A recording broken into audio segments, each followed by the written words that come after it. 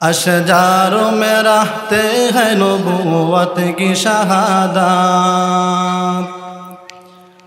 अशजारों में रहते हैं नबूवत की शहादत। तशक़ीक़ क़मर में तू है उंगुल के इशारात, तशक़ीक़ क़मर में तू है उंगुल के इशारात।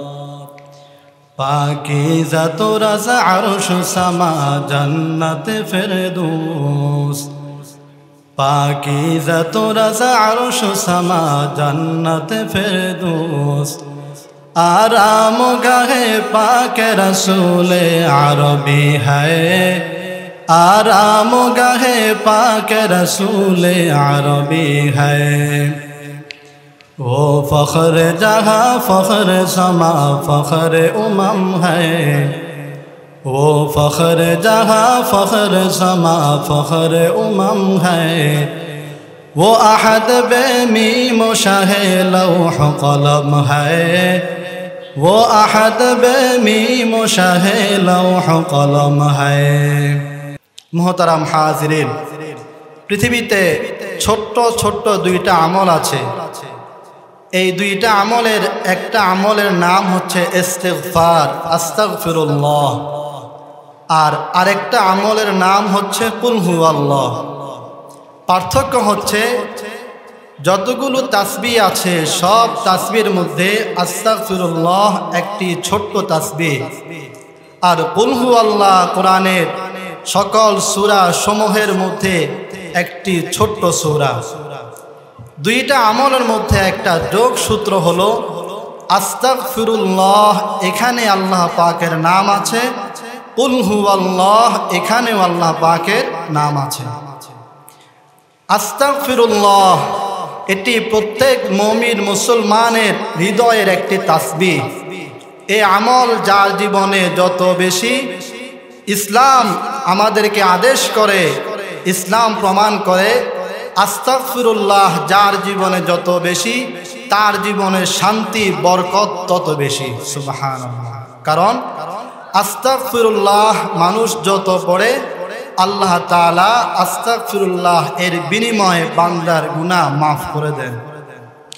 পবিত্র কোরআনের সূরাতুন নিসা আয়াত নম্বর 106, 5 নম্বর পারার 15 নম্বর পেজের প্রথম আয়াতে আল্লাহ পাক বলেন, ওয়াস্তাগফিরিল্লাহ ইন্নাল্লাহা গফুরুর রহিম। তোমরা আস্তাগফিরুল্লাহ বেশি করে পড়ো, তাহলে ইন্নাল্লাহা গফুরুর রহিম, নিশ্চয় আল্লাহ পাক ক্ষমাশীল এবং দয়াশীল, তিনি তোমাদের মাফ করে দিবেন। এই সূরার মধ্যে আল্লাহ পাক আরেক আয়াতের মধ্যে বলেন, وَمَن يَعْمَلْ سُوءًا أَوْ يَظْلِمْ نَفْسَهُ ثُمَّ يَسْتَغْفِرِ اللَّهَ يَجِدِ اللَّهَ غَفُورًا رَّحِيمًا। যারা গুনাহ করে ফেলেছে, অন্যায় অশ্লীল কাজ যারা করে ফেলেছে, তারা যদি আল্লাহর কাছে আস্তাগফিরুল্লাহ বলে মাপ চায়, আল্লাহ পাক বলেন ইয়াজিদিল্লাহা গফুরুর রহিমা, তারা আমি আল্লাহকে একজন ক্ষমাশীল দয়াশীল হিসাবে পাবে। তারা মাপ চাওয়ার সাথে সাথে আমি আল্লাহ পাক তাদের জীবনের সব গুনাহগুলো মাফ করে দেব। এই জন্য পবিত্র কোরআন বলে আস্তাগফিরুল্লাহ যেই বান্দার আমলনামায় যত বেশি হবে, কিয়ামতের ময়দানে তার আমলনামা তত ভারী হয়ে যাবে। সুবহানাল্লাহ। রাসূলের সাহাবী হযরতে সালাবাতুল আনসারী রাস্তা দিয়ে হাঁটার সময় একজন বেগানা মহিলার গোসল দেখে ফেলেছেন। হঠাৎ করে মনে পড়ে গেল, একজন বেগানা মহিলার গোসল দেখা আমার জন্য হারাম।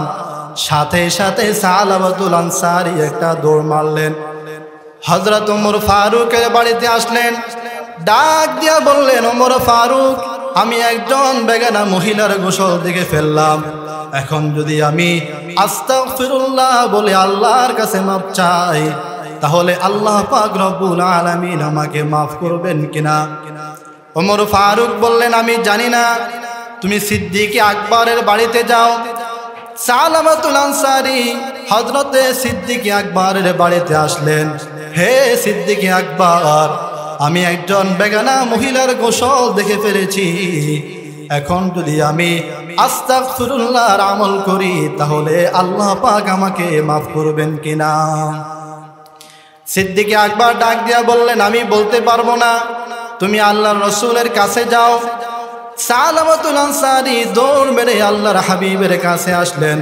ইয়া রাসূলুল্লাহ, ইয়া হাবিবাল্লাহ, ওগো আল্লাহর নবী, ওগো মদিনার কামলেওয়ালা নবী, আমি গুনাহ করে ফেলেছি, অন্যায় করে ফেলেছি, এখন যদি আমি আস্তাগফিরুল্লাহ বেশি বেশি পড়ি, তাহলে আল্লাহ পাক আমাকে মাফ করবেন কিনা? নবীজি তাকে ধমক দিয়া বললেন, তুমি আমার সাহাবী হওয়ার পরেও কেমনে তুমি গুনাহ করতে পারলা?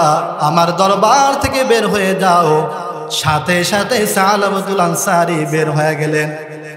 সালাবাতুল আনসারী এবার আসমানের দিকে দুইটা হাত উঠাইয়া আল্লাহ পাককে ডাক দিলেন, রব্বুল আলামিন, ওমর ফারুক আমাকে বের করে দিয়েছে, সিদ্দিক আকবর বের করে দিয়েছে, এমন কি আপনার হাবিব তিনিও বের করে দিয়েছেন, এখন আমার আর কোনো পথ নাই। এই কথা বলে সালাবাতুল আনসারী মদিনার প্রত্যন্ত অঞ্চলে পাহাড়ের এলাকায় চলে গেলেন। গভীর রজনীতে সালাবাতুল আনসারী পাহাড়ের পাদদেশে আল্লাহর কাছে মুনাজাত করে, রব্বুল আলামিন, শয়তানের ধোঁকায় পড়ে অন্যায় করে ফেলেছি, রব্বুল আলামিন, গুনাহ করে ফেলেছি, আপনি যদি মাফ না করেন আর পৃথিবীতে কেউ নাই আমাকে মাফ করার জন্যে। এই কথা বলে প্রতিদিন রাত্রে পাহাড়ের পাদদেশে সালাবাতুল আনসারী কান্না করে। আল্লাহ পাক রব্বুল আলামিন জিব্রাইলকে হুকুম করলেন, জিব্রাইল, তাড়াতাড়ি যাও, আমার বন্ধুর কানে খবর জানায়া দাও, সালাবাতুল আনসারীর জীবনের যত গুনাহ আছে সব গুনাহগুলা আমি আল্লাহ পাক মাফ করে দিলাম। সুবহানাল্লাহ। হযরত জিব্রাইল আমিন আল্লাহর হাবিবের কাছে আসলেন। ইয়া রাসূলুল্লাহ, ইয়া হাবিবাল্লাহ, আপনার সাহাবী সালাবাতুল আনসারীর জীবনের যত গুনাহ আছে সব গুনাহ আল্লাহ পাক মাফ করে দিয়েছে বলে এই মুহূর্তে কোরআনের আয়াত নাযিল করেছেন।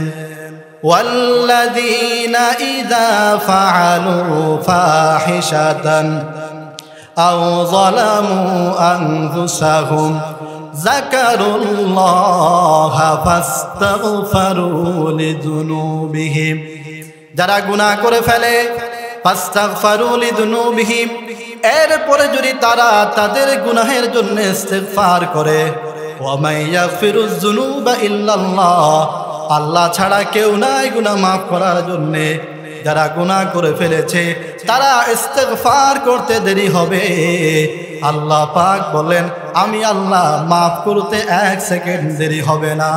সুবহানাল্লাহ।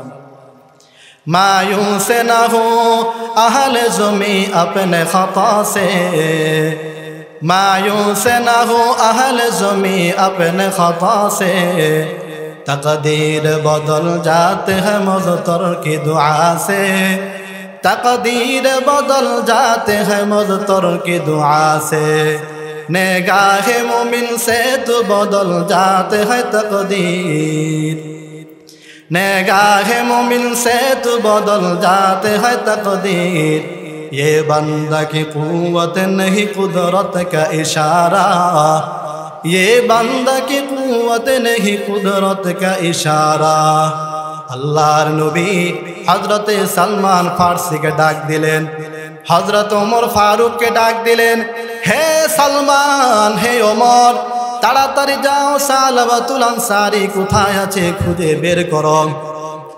হযরত সালমান, হযরত ওমর মদিনার প্রত্যন্ত অঞ্চলে পাহাড়ের পাদদেশে হযরতে সালাবাকে খুঁজতেছে।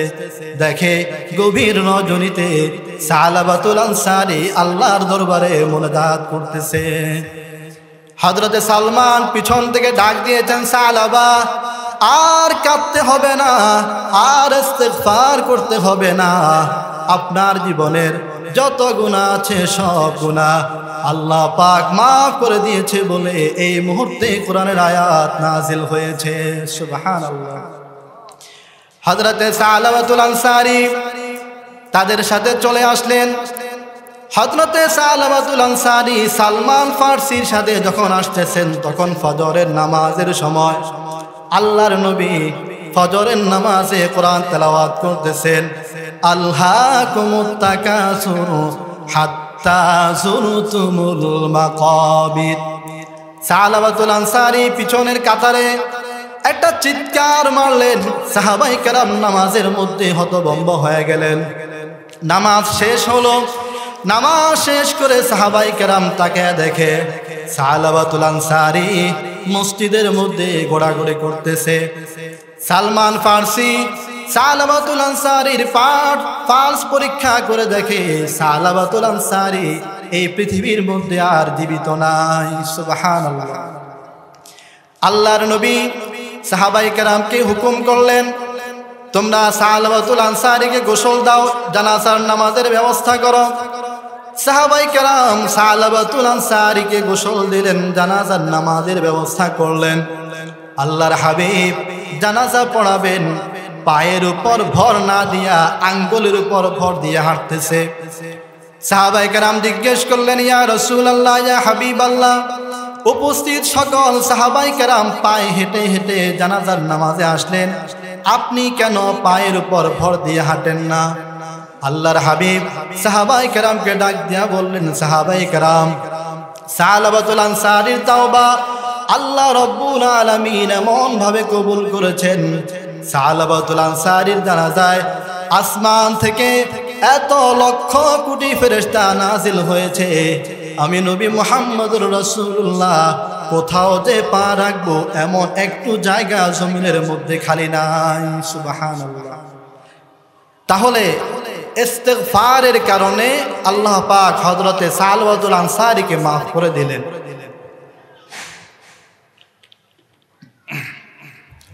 আমাদের আলোচনার প্রথম অংশ হচ্ছে ইস্তিগফার, বেশি করে ইস্তিগফার করা।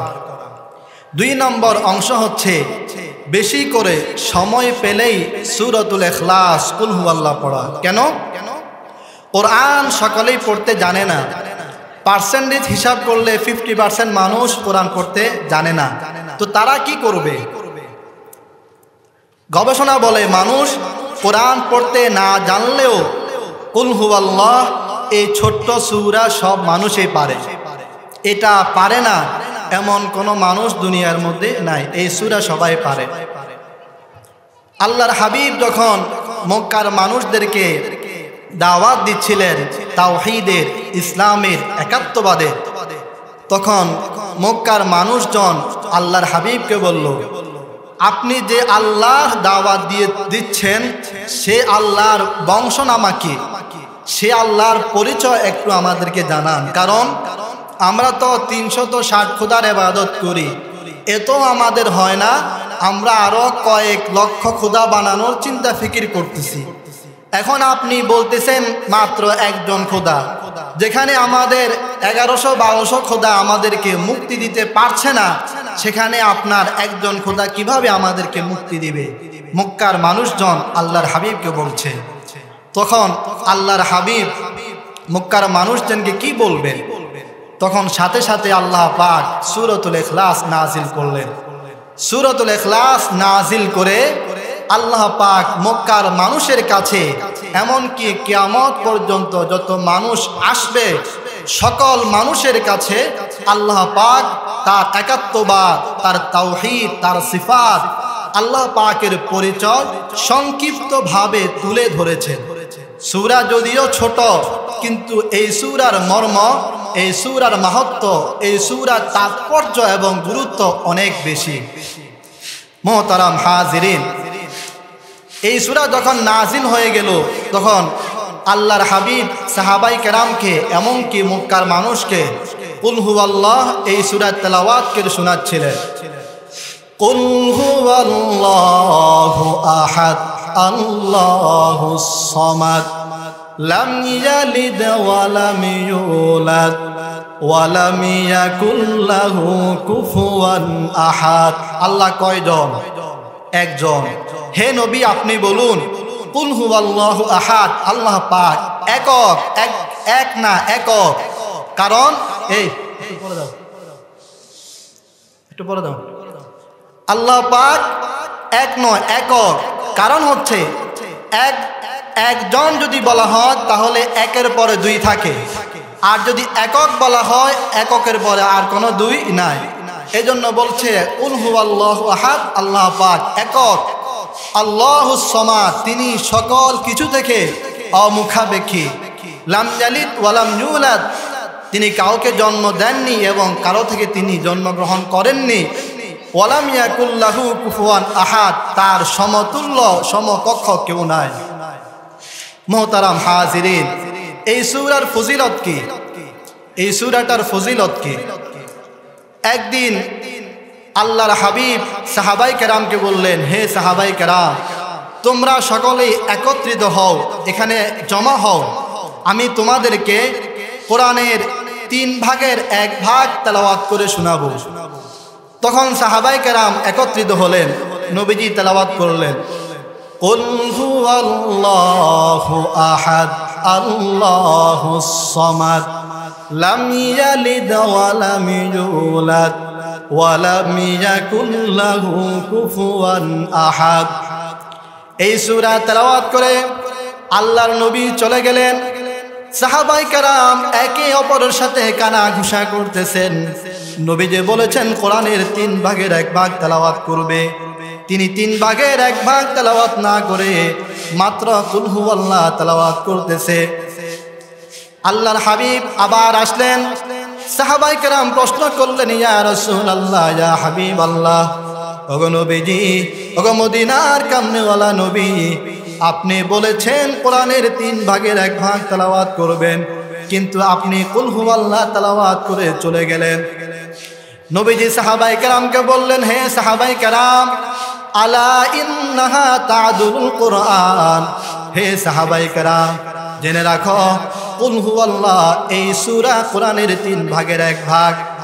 কোন মুসলমান যদি এই সূরা একবার তেলাওয়াত করে 10 পারা কোরআন তেলাওয়াতের সওয়াব পায়, 2 বার তেলাওয়াত করলে 20 পারা কোরআন তেলাওয়াতের সওয়াব পায়। আর যদি কোনো মুমিন মুসলমান এই সূরা 3 বার তেলাওয়াত করতে পারে, তাহলে আল্লাহ পাক তার আমলনামায় 1 খতম কোরআন খতমের সওয়াব দান করেন। সুবহানাল্লাহ। একদিন জিবরাইল আমিন আল্লাহর হাবিবের কাছে আসলেন। ইয়া রাসূলুল্লাহ, ইয়া হাবিবাল্লাহ, আপনার সাহাবী মুআবিয়া ইবনে মুআবিয়া ইন্তেকাল করেছেন। আপনার মদিনা থেকে 60 মাইল দূরে, আপনি তার জানাজার নামাজ এখনই পড়াইতে হবে। নবীজি ডাক দিয়ে বললেন, জিবরাইল, মুআবিয়া মদিনার থেকে 60 মাইল দূরে অবস্থিত, তাহলে আমি কেমন করে মুআবিয়ার জানাজা পড়াবো? এই কথা বলার সঙ্গে সঙ্গে জিবরাইল আমিন হযরতে মুআবিয়াকে তার বাড়িতে যেখানে রাখা হয়েছে সেই জায়গা উঁচু করে তুলে ধরেছেন। এমন ভাবে তুলে ধরেছেন আল্লাহর হাবিব মদিনায় থাইকা মুআবিয়ার লাশ দেখতেছেন। নবীজি জানাজা পড়াবেন, তাকে দেখে সূর্যের আলো কমে গেছে। নবীজি জিবরাইলকে জিজ্ঞেস করলেন, জিবরাইল, মুআবিয়ার জানাজার এত গুরুত্ব কেন, আর সূর্যের আলো কেন কমে গেল? হযরত জিবরাইল ডাক দিয়ে বললেন, ইয়া রাসূলুল্লাহ, ইয়া হাবিবাল্লাহ, মুআবিয়ার জানাজার নামাজের এত গুরুত্ব হওয়ার কারণ হযরতে মুআবিয়া সূরাতুল ইখলাস কুল হুয়াল্লাহ এই সূরা এত বেশি তেলাওয়াত করে, তার আমলনামায় এত বেশি কোরআন খতমের সওয়াব যা অন্য কোন উম্মতের আমলনামার মধ্যে নাই। সুবহানাল্লাহ। ইয়া রাসূলুল্লাহ, ইয়া হাবিবাল্লাহ, শুধু তাই না, আপনি দেখছেন সূর্যের আলো কমে গেছে। সূর্যের আলো কমে নাই, সূর্যের আলো তার জায়গা মতো ঠিক আছে। ইয়া রাসূলুল্লাহ, মাবিয়ার জানাজায় আসমান থেকে এত বেশি ফেরেশতা নাজিল হয়েছে, ফেরেশতাদের কারণে সূর্যের আলো ঢাকা পড়ে গেছে। সুবহানাল্লাহ। তিনি বেশি করে কুল হুয়াল্লাহ সূরা তেলাওয়াত করতেন। একদিন হযরতে আবু যর গিফারি আল্লাহর হাবিবের সামনে দিয়ে হাঁটা যায়। জিবরাইল আমিন ডাক দিয়ে বলে, ইয়া রাসূলুল্লাহ, ইয়া হাবিবাল্লাহ, ওই যে আপনার সাহাবী আবু যর গিফারি রাস্তা দিয়ে হাঁটা যায়। আল্লাহর নবী বলেন, হে জিবরাইল, আবু যর গিফারি জমিনের মাখলুক, তুমি আসমানের মাখলুক, আসমানের মাখলুক হইয়া জমিনের মাখলুক আবু যর গিফারিকে কেমন করেছেন? জিবরাইল ডাক দিয়ে বললেন, শুধু আমি না, গোটা আসমানের ফেরেশতারা আপনার সাহাবী আবু যর গিফারিকে চিনে। নবীজি ডাক দিয়া বললেন, কি কারণে? জিবরাইল আমিন ডাক দিয়া বললেন, ইয়া রাসূলুল্লাহ, ইয়া হাবিবাল্লাহ, আবু যর গিফারি সূরাতুল ইখলাস, কুল হুয়াল্লাহ এই সূরা এত বেশি তেলাওয়াত করে, গোটা আসমানের ফেরেশতারা এই সূরা বেশি পড়ার কারণে আবু যর গিফারিকে চিনে। সুবহানাল্লাহ। মুসলমান ভাইয়েরা আমার, কুল হুয়াল্লাহ এই সূরা কেউ যদি 3 বার তেলাওয়াত করে 1 খতম কোরআনের সওয়াব, আর যদি কেউ 10 বার তেলাওয়াত করে, মান করা কুল হুয়াল্লাহু আহাদ 10 মাররাত, যদি কোনো মুসলমান কুল হুয়াল্লাহ এই সূরা 10 বার তেলাওয়াত করে, আল্লাহ পাক বলেন, বানাল্লাহু লাহু ফিল জান্নাতি কসরান, আল্লাহর হাবিব বলেন, জান্নাতের মধ্যে তার জন্য একটা প্রাসাদ নির্মাণ করা হবে। সুবহানাল্লাহ। ওমান করাআহা 20, আর যদি কোনো মুসলমান সূরাতুল ইখলাস 20 বার তেলাওয়াত করে, আল্লাহর হাবিব বলেন, বানাল্লাহু লাহু কসরাইনি ফিল জান্নাহ, জান্নাতের মধ্যে ওই বান্দার জন্য 2টা প্রাসাদ নির্মাণ করা হবে। ওমান করাআহা 30, আর যদি কোনো বান্দা কুল হুয়াল্লাহ 30 বার তেলাওয়াত করে, আল্লাহর হাবিব বলেন, বানাল্লাহু লাহু কুসুরা ফিল জান্নাহ, জান্নাতের মধ্যে ওই বান্দার জন্য একাধিক প্রাসাদ নির্মাণ করা হবে। সুবহানাল্লাহ। তাহলে 1 বার তেলাওয়াত, 3 বার তেলাওয়াত করলে 1 খতম, 10 বার তেলাওয়াত করলে জান্নাতের মধ্যে একটা প্রাসাদ নির্মাণ করা হবে, 20 বার তেলাওয়াত করলে 2টা প্রাসাদ নির্মাণ করা হবে, আর 30 বার তেলাওয়াত করলে একাধিক প্রাসাদ নির্মাণ করা হবে। এখন যদি কেউ 50 বার তেলাওয়াত করে, তো রাসূল বলেন, মান করাআ কুল হুয়াল্লাহু আহাদ 50 মাররা, কেউ যদি সূরাতুল ইখলাস 50 বার তেলাওয়াত করে, হুত্তাত লাহু 50 সানা, তার 50 বছরের গুনাহ আল্লাহ পাক মাফ করে দেন। সুবহানাল্লাহ। এইগুলো 50। এখন যদি কেউ 100 বার তেলাওয়াত করে, তো আল্লাহর হাবিব বলেন, মান করাআ কুল হুয়াল্লাহ 100 মাররা, কেউ যদি কুল হুয়াল্লাহ এই সূরা 100 বার তেলাওয়াত করে, কিয়ামতের ময়দানে আল্লাহ পাক বলবেন, ইয়া আবদি, হে আমার বান্দা, উদখুলিল জান্নাহ, কুল হুয়াল্লাহ সূরা তুমি দৈনিক 100 বার তেলাওয়াত করার কারণে জান্নাতে প্রবেশ করবে। সুবহানাল্লাহ। এখন যদি আপনি 200 বার তেলাওয়াত করেন, তো আল্লাহর রাসূল বলেন, মান করাআ কুল হুয়াল্লাহ 100 মাররা, যদি কেউ কুল হুয়াল্লাহ 200 বার তেলাওয়াত করে, হুত্তাত খাতায়াহু 100 সানা, আল্লাহ পাক তার 200 বছরের গুনাহ মাফ করে দিবেন। সুবহানাল্লাহ। আমরা 200 বছর হায়াত পাবনি না, তাহলে আপনি 200 বার তেলাওয়াত করলে 200 বছরের গুনাহ মাফ। মুহতারাম হাজিরিন, আপনাদের সকলের সামনে 2টা আমল নিয়ে আজকে আলোচনা করলাম। একটা আমল হচ্ছে ইস্তিগফার। ইস্তিগফার যার জীবনে যত বেশি হবে, আল্লাহ পাক তার গুনাহ তত বেশি মাফ করবেন। 2 নম্বর আমল হচ্ছে সূরাতুল ইখলাস। এই সূরাতুল ইখলাস যে যত বেশি তেলাওয়াত করবে, জান্নাত তার জন্য ততবার ওয়াজিব হয়ে যাবে। হাজিরিন, এই 2টা আমল সম্পর্কে আপনাদের সামনে আলোচনা করলাম। এইবার আপনাদের সামনে 2টা গুণ সম্পর্কে আলোচনা করব, যেটা আল্লাহর হাবিবের গুণ ছিল। আমাদের মধ্যে এই গুণটা নাই, এই গুণটা আমাদের মধ্যে আনা খুবই প্রয়োজন।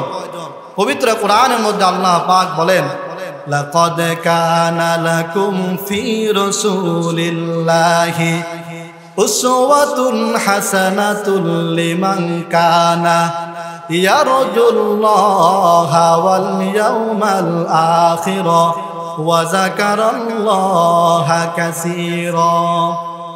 আল্লাহর হাবিবের মধ্যে তোমাদের জন্য উত্তম আদর্শ নমুনা রাখা হয়েছে। অনেক আল্লাহর হাবিবের আদর্শ গুণ, এগুলো এখন থেকে বলা শুরু করলে কিয়ামত হবে তাও বলা শেষ হবে না। তা আমরা দুইটা গুণ বলি। আল্লাহর হাবিবের একটা গুণ ছিল আফুন আনিন নাস, মানুষকে মাফ করে দেওয়া। এটা আল্লাহর হাবিবের গুণ ছিল। কারণ কি, দুনিয়াতে চলতে হলে মানুষের সাথে আপনাকে চলতে হবে, আসমানের ফেরেশতাদের সঙ্গে আপনি চলতে পারবেন না। যেহেতু মানুষের সঙ্গে আপনাকে চলতে হবে, চলাফেরার সময় মানুষের সাথে এক দুই কথা হবে, হলে আপনি কি করবেন? তার থেকে প্রতিশোধ নেবেন না কি করবেন? তাহলে আপনি আল্লাহর হাবিবের জীবনের দিকে তাকান, জীবনের দিকে তাকায় দেখেন আল্লাহর হাবিবও শুধুমাত্র আসমানের ফেরেশতাদের সঙ্গে চলে নাই, জমিনের মানুষের সাথে চলেছেন। তিনি কি করেছেন? তাকে যদি কেউ কষ্ট দিয়েছে তো তিনি তাদেরকে মাফ করে দিয়েছেন। সুবহানাল্লাহ। পবিত্র কোরআন বলে ফামান আফা ওয়া আসলাহা ফাআজরুহু আলাল্লাহ, যারা মানুষকে মাফ করে দেয় তাদের জন্য আল্লাহ পাকের কাছে মহা প্রতিদান থাকবে। সুবহানাল্লাহ। আল্লাহ পাক আরো বলছেন ওয়াল ইয়াফু ওয়াল ইয়াসফাহু আলা তুহিব্বুনা আন ইয়াগফিরাল্লাহু লাকুম, তারা যেন মানুষকে মাফ করে, একে অপরকে মাফ করে দেয়। তোমরা কি চাও না যে আল্লাহ পাক তোমাদেরকে মহব্বত করুক? যদি চাও তাহলে মানুষকে মাফ করে দাও। এটি আল্লাহর হাবিবের একটা গুণ ছিল। দুই নম্বর গুণ ছিল আল্লাহর হাবিব মানুষের প্রতি ইনসাফ করতেন, কখনো জুলুম করতেন না। পুরা পৃথিবীর অবস্থান হচ্ছে হয় জুলুম না হলে ইনসাফ। আপনাকে সিদ্ধান্ত নিতে হবে আপনি কি জুলুম করবেন না ইনসাফ করবেন। তাকান আপনি আল্লাহর হাবিবের জীবনের দিকে, তো তাকায় দেখবেন আল্লাহর হাবিবের উপর জুলুম করা হয়েছে, তো তিনি পাল্টা জুলুম করেন নাই, তিনি ইনসাফ প্রতিষ্ঠা করেছেন। সুবহানাল্লাহ। পবিত্র কোরআন বলে, পবিত্র কোরআন বলতেছে ইন্নাল্লাহা ইয়া'মুরু বিল আদলি ওয়াল ইহসান, আল্লাহ পাক মানুষকে আদল ইনসাফ করার জন্য আদেশ করেছেন। রাসূল কেমন ইনসাফ করেছেন? ছোট্ট 30 সেকেন্ডে একটি ঘটনা যদি বলি তাহলে বুঝতে সহজ হবে। একদিন আল্লাহর হাবিব মসজিদের মধ্যে বসা, একজন মহিলা আসলো, সাথে সাথে নবীজি ওনার গায়ের চাদর খুলে মহিলাকে দিয়েছেন বসার জন্য। আশ্চর্য হয়ে জিজ্ঞেস করলেন, ইয়া রাসূলুল্লাহ, ইয়া হাবিবাল্লাহ, এই মহিলা কোন ভাগ্যবতী মহিলা হতে পারে যে মহিলার জন্য সরকারে দু আলম নবী মুহাম্মদুর রাসূলুল্লাহ সাল্লাল্লাহু আলাইহি ওয়াসাল্লাম ওনার চাদর বিছিয়ে দিচ্ছেন? সে মহিলা কে? নবীজি বলছেন, তোমরা কি চেনো না সে কে? সে তো আমার দুধমা হযরতে হালিমাতুস সাদিয়া রাদিয়াল্লাহু আনহা। তখন হালিমাতুস সাদিয়া নবীজিকে জিজ্ঞেস করলেন, ইয়া মুহাম্মদ, হে আল্লাহর রাসূল, আপনাকে একটি প্রশ্ন করার জন্য আমি মূলত আসলাম। কি প্রশ্ন? হে আল্লাহর রাসূল, আপনি 2 বছর পর্যন্ত আমার দুধ পান করেছেন, সব সময় আপনি আমার ডান স্তনের দুধ পান করেছেন, কখনোই আপনি বাম স্তনের দুধ পান করেন নাই। কেন গো আল্লাহর নবী, এখন কি আমাকে একটু বলবেন? নবীজি চোখের পানি ছাড়তেছেন আর বলতেছেন, হে আম্মা জান, হে হালিমাতুস সাদিয়া, আপনি কি বললেন? আমি সব সময় আপনার ডান পাশের দুধ পান করেছি, এই জন্যে আল্লাহ পাক আমাকে পৃথিবীতে ইনসাফ প্রতিষ্ঠার জন্য পাঠিয়েছেন। এখন আমি যদি ইনসাফ না করি, হে মা, পৃথিবীতে কে আর ইনসাফ করবে? কেউ করবে না। আমি যদি ইনসাফ কায়েম না করি, আমি জানি আমার একজন দুধ ভাই আছে, নাম তার আব্দুল্লাহ, সেও দুধ পান করবে। এখন যদি আমি ডান স্তনের দুধ পান করে আবার বাম স্তনের দুধ পান করে ফেলি, হে মা, তাহলে আমার দুধ ভাই খাবে কি?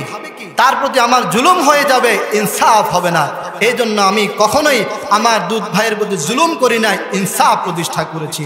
নবীজি যুদ্ধের ময়দানে লাঠি দিয়ে দাগ দিচ্ছেন, একজন যুবক সাহাবী দাগ ওভারটেক করে সামনে চলে যায়। নবী বললেন, হে যুবক সাহাবী, সামনে যাচ্ছ কেন? দাগ বরাবর দাঁড়াও। এই সাহাবী আবার সামন দিয়ে চলে যায়। নবীজি রাগ হয়ে লাঠি দিয়ে একটা গুঁতো মারলেন, সাহাবী সাথে সাথে কান্না শুরু করলেন। নবীজি বললেন, তুমি কান্না করছো কেন? সাহাবী বললে, ইয়া রাসূলুল্লাহ, আপনি যদি ইনসাফ না করেন তো কে ইনসাফ করবে? আপনি লাঠি দিয়ে আমার প্রতি জুলুম করেছেন। নবী বললেন, আস্তাগফিরুল্লাহ, আমি কিভাবে জুলুম করলাম? সাহাবী বললেন, ইয়া রাসূলুল্লাহ, ইয়া হাবিবাল্লাহ, না, আপনি জুলুম করেছেন। আপনার জুলুম যদি ক্ষমা করতে হয় আমাকে একটা অনুমতি দিতে হবে। নবীজি বললেন, কি অনুমতি? সাহাবী বললেন, আপনি আপনার জামা খুলে ফেলুন, গায়ের জামা খুলে ফেলুন। নবীজি বললেন, তাহলে তুমি এক কাজ করো, যেই লাঠি দিয়ে আমি তোমাকে গুতা দিলাম, তুমি ওই লাঠি দিয়ে ওই পরিমাণ একটা গুতা আমাকে দিয়ে দাও। এরপরও কিয়ামতের ময়দানে আল্লাহ পাকের কাছে আমি নবীর বিরুদ্ধে ইনসাফ বহির্ভূত জুলুমের জন্য বিচার দায়ের করবা না। তখন সাহাবী বললেন, ঠিক আছে, আপনি জামা খুলেন। নবীজি জামা খুললেন।